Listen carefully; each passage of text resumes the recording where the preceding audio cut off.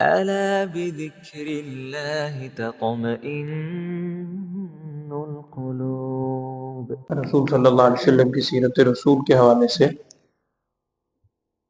کل یہاں بات پہنچی تھی، میں نے آپ سے عرض کیا تھا کہ رسول صلی اللہ علیہ وسلم کو ایک لقب ابن الذبیحین بھی ہے، دو ذبح ہونے والوں کے بیٹے۔ اس لقب کی وجہ کیا بنی تھی اور یہ کیا بات ہوئی تھی، یہ میں نے کل آپ سے مختصر عرض کیا تھا کہ ایک موقع پر ایک اعرابی نے آپ کو ابن الذبیحین کے نام سے پکارا تھا۔ پھر اس ابن الذبیحین کی وجہ پھر سامنے آئی تھی کہ ایک آپ صلی اللہ علیہ وسلم کے والد ماجد حضرت عبداللہ کے ساتھ واقعہ پیش آیا تھا، اور ایک حضرت اسماعیل علیہ السلام ان کے ساتھ ذبح کا واقعہ ابراہیم علیہ السلام لے کر گئے تھے۔ اب جب وہ ذبح کے واقعہ ہو چکا، حضرت عبداللہ کے ساتھ جو پیش آیا اور اس سے پھر وہ فدیہ دیا گیا، دیت دی گئی، میں نے عرض کیا تھا 100 اونٹ۔ جب حضرت عبداللہ جوان ہوئے تو ان کے نکاح کے حوالے سے بات ذہن میں آئی، حضرت عبد المطلب کے جن کا اصل نام شیبہ تھا، یہ بھی آپ کے سامنے بات آ چکی۔ یثرب کے علاقے میں ایک قبیلہ تھا، قبیلہ بنو زہرہ نامی قبیلہ تھا، بڑا شرافت میں اور شہرت رکھتا تھا قبیلہ۔ تو حضرت عبد المطلب نے اس قبیلے میں پیغام بھجوایا اور خود تشریف لے گئے یثرب، اور وہاں آتا ہے کہ ایک ہستی تھی وہب بن عبد مناف، انہی کے دوسرے بھائی تھے وہیب بن عبد مناف۔ وہب کا انتقال ہو چکا تھا، ان کی صاحبزادی حضرت آمنہ یہ اپنے چچا وہیب زیر تربیت تھی۔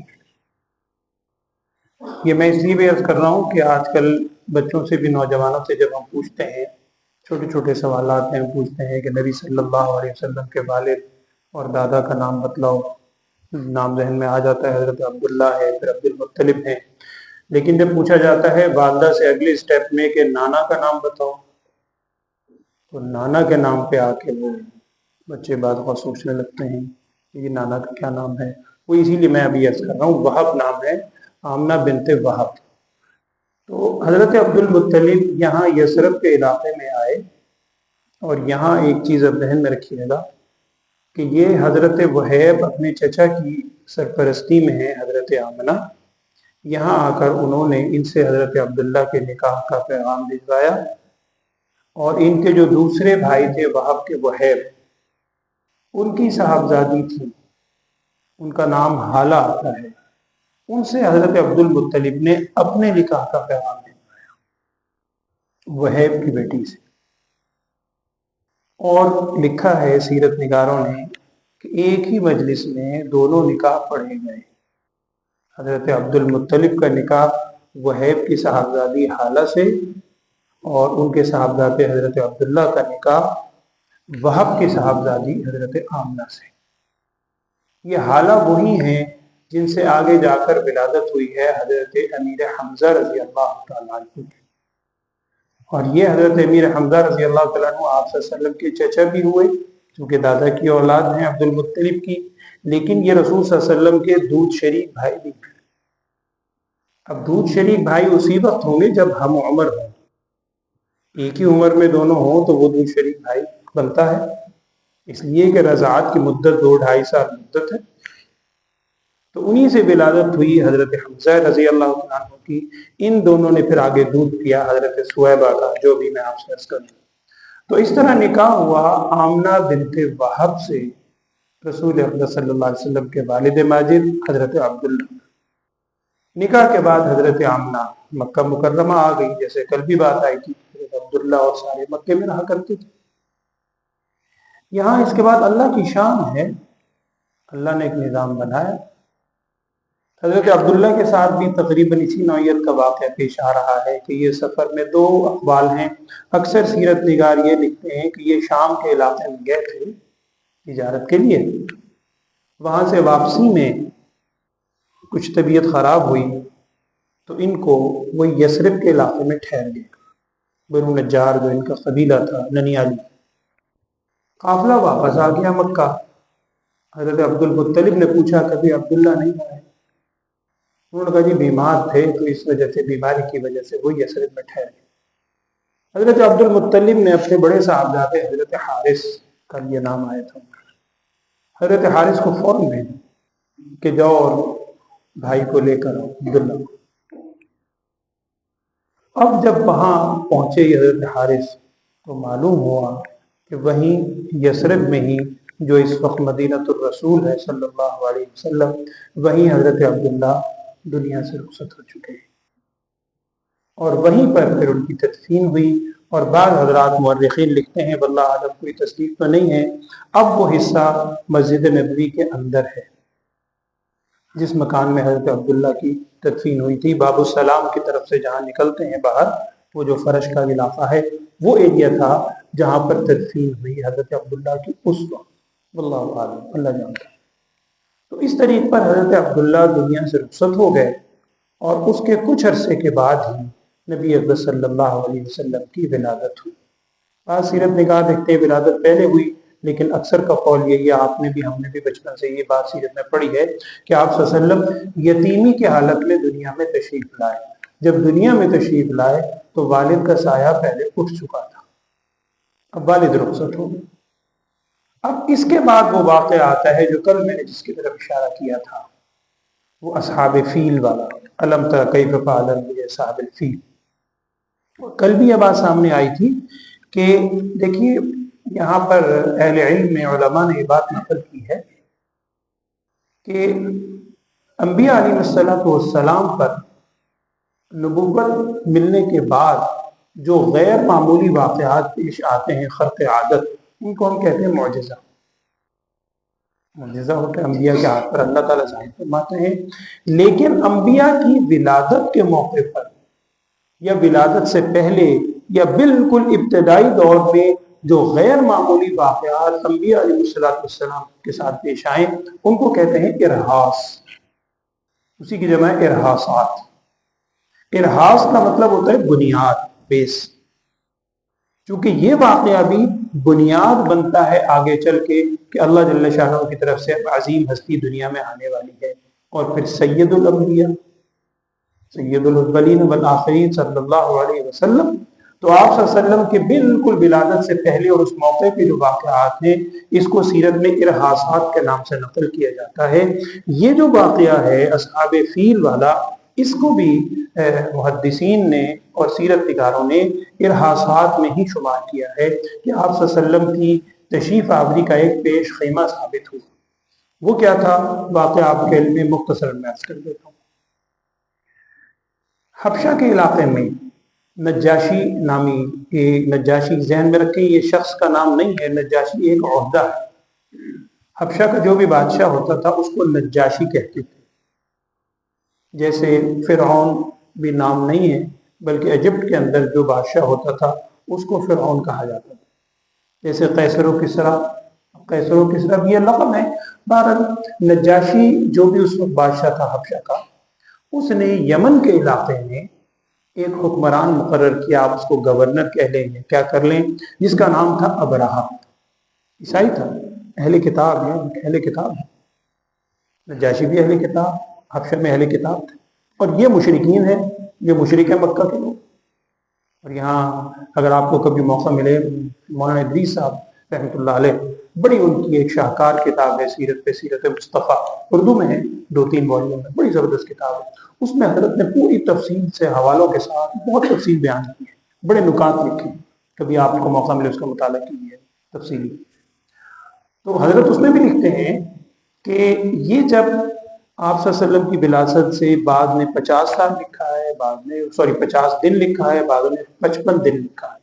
55 دن پہلے کا واقعہ وہ کیا واقعہ ہے کہ یہ جو یمن میں اس وقت ابرہہ نامی حکمران تھا، اس کو علم ہوا، دیکھتا تھا یمن سے بھی لوگ جا رہے ہیں مکے کی طرف، دنیا سے آ رہے ہیں، معلوم ہوا کہ مکے میں ایک اللہ کا گھر ہے، ابراہیم علیہ السلام کے زمانے کا بیت اللہ، لوگوں کے دلوں میں اس کی عقیدت ہے، لوگ وہاں جاتے ہیں اور طواف کرتے ہیں، حج کرتے ہیں۔ اب حکمرانوں کے دلوں میں بات حکمرانوں والی ہوتی ہے، اس نے کہا کہ وہاں جانے کی ضرورت کیوں ہے، یمن سے لوگ کیوں وہاں جاتے ہیں، میں یہاں بیت اللہ بناتا ہوں، اللہ کا گھر نقلی۔ اس نے وہاں ایک گرجا ٹائپ علاقہ بنایا جگہ، اور لوگوں کو مجبور کیا کہ یہاں اس کا طواف کرنے آؤ۔ اور ذہن میں تھا کہ آج میں یمن والوں کو مجبور کروں گا اور کل کو دوسرے لوگ بھی آئیں۔ اللہ کی طرف سے ہر دور میں صحیح لوگ ہوتے ہیں، صحیح العقیدہ، اللہ نے حفاظت کرنی ہے۔ اس مکان میں کسی نے گندگی ڈال دی، یہ بھی قول ہے، اور آگ لگ گئی، واللہ عالم جو بھی ہوا، اس کی کسی نے توہین کی، توہین کیا وہ سرکاری غلط، اس کو بڑا اس کا رنج ہوا ابرہہ کو۔ اس نے ذہن میں یہ سوچا کہ وہ جو مکہ کے اندر اللہ کا گھر ہے نا، میں اس کو نعوذ باللہ ختم کر دوں، نہ وہ رہے گا، اور مکہ عرب میں بھی اعلان کروں گا کہ جی اب یہ تو ختم ہو گیا نعوذ باللہ، اب میں نے وہاں بنایا تو عرب کے لوگ بھی وہاں آئے۔ یہ اس کو منہدم کرنے کی نیت سے روانہ ہوا یمن سے ابرہہ، بڑا بادشاہ، اور اس زمانے میں جس لشکر میں ہاتھی ہوتے تھے وہ بڑا مشہور لشکر، طاقتور شمار ہوتا تھا، ہاتھیوں والا لشکر، یہ کئی ہاتھی اس میں لے کر روانہ ہوتے، اور روانہ ہوتے ہوئے وہی جیسے بادشاہوں کا دستور ہے، رستے میں لوٹ مار دھاڑ کر آ رہے ہیں۔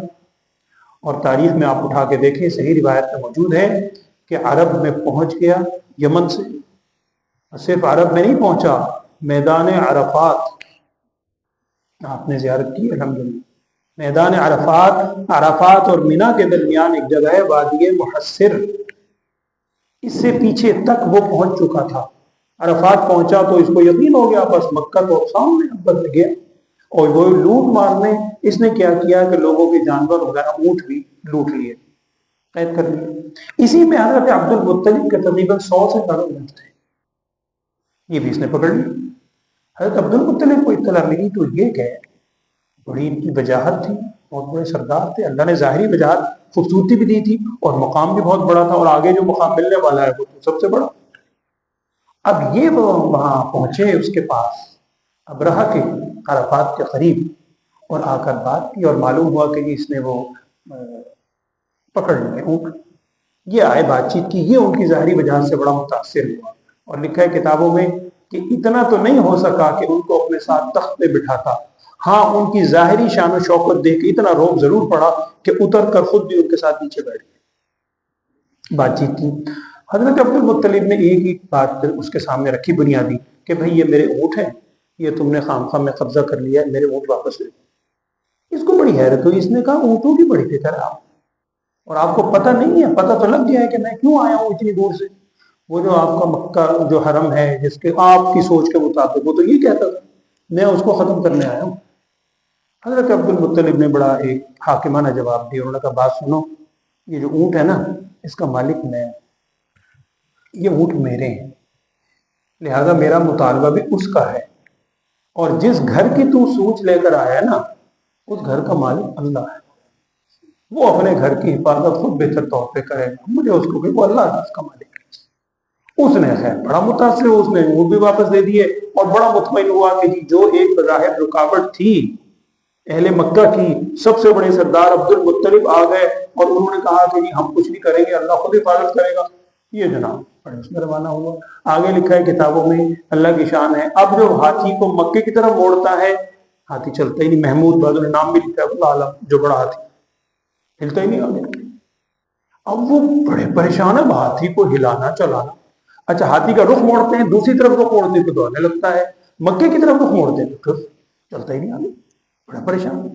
ادھر حضرت عبد المطلب مکے آئے، اور آ کر انہوں نے مکے والوں کو جمع کیا، اور سب سے کہا کہ بھئی دیکھو تم بھی جانتے ہو اتنا بڑا لشکر ہے، بظاہر مقابلہ ہم نہیں کر سکتے، ایک حل ہمارے پاس ہے، اللہ سے مانگتے ہیں۔ سب حرم چلے گئے، حرم سے لپٹ کے خوب سب نے خوب دعائیں کی کہ اللہ تیرا گھر ہے، ٹھیک ہے وہ جیسے بھی تھے مشرکین تھے، سب کچھ تھے، بہرحال حرم کی عقیدت تو تھی۔ اس کے بعد آ کر حضرت عبد المطلب نے کہا کہ مجھے خدشہ یہ ہے کہ کہیں اللہ کی طرف سے پکڑ نہ آئے، لہذا مکے کو خالی کر، جو بھی مکہ چھوٹا سا شہر۔ ان لوگوں نے سب نے مکہ خالی کیا، اور پہاڑوں پر اوپر جا کر چھپ گئے۔ ادھر یہ روانہ ہونے کی کوشش کر رہا ہے، زور لگا رہا ہے۔ اب وہ عرفات سے تھوڑا آگے وادی محصر، آج سے کچھ عرصہ پہلے تک جب وہاں جایا کرتے تھے تو بورڈ پہ لکھا ہوا بھی ہوتا تھا ہاذا وادی محصر، اور آپ سے اب بھی بھائی بتا رہے ہیں بھی شاید لکھا ہوگا، اور نبی صلی اللہ علیہ وسلم نے بھی ارشاد فرمایا تھا ایک موقع پر کہ جب یہاں سے گزرو وادی محصر سے تو یہاں اسٹے نہ کرو، جلدی سے گزرو۔ یہ وادی محصر پر پہنچ چکا تھا، ادھر پہاڑی علاقہ ہے، دور پہاڑوں کے مکے والے دیکھ رہے ہیں لشکر آ رہا ہے بہت بڑا، دور عرفات کے قریب، وہاں اللہ تعالیٰ کی طرف سے پھر عذاب آیا۔ الم تر کیف فعل ربک باصحاب الفیل الم یجعل کیدہم فی تضلیل وارسل علیہم طیرا ابابیل. وہ اللہ نے ابابیل پرندوں کا غول بھیجا، اور روایت میں آتا ہے کہ ہر پرندے کے پاس 3 کنکر تھے. اب ظاہری بات ہے، آپ کبھی تصور کریں ایک چھوٹا سا پرندہ کتنا پتھر اٹھا لے گا، معمولی سا کنکر چنے کے برابر، لیکن وہ اللہ کا عذاب تھا، اس میں گولی جیسی قوت تھی. اور بعض مورخین تو لکھتے ہیں کہ وہ ہاتھی کی اگر کمر سے لگتا تھا تو پیٹ سے نکل جاتا تھا جیسے گولی ہوتی، اور وہ پتھر برسنے شروع ہو گئے. اور ادھر لشکر میں اس کے جتنے بندے تھے جس کو لگتا تھا وہ ختم. ابرہہ کی کیفیت یہ ہوئی کہ اس کے پورے جسم پہ پھوڑے جیسے پھیل جاتے ہیں اور پورا اس کا جسم گلنا شروع ہو گیا، گل کر کے گرنا شروع.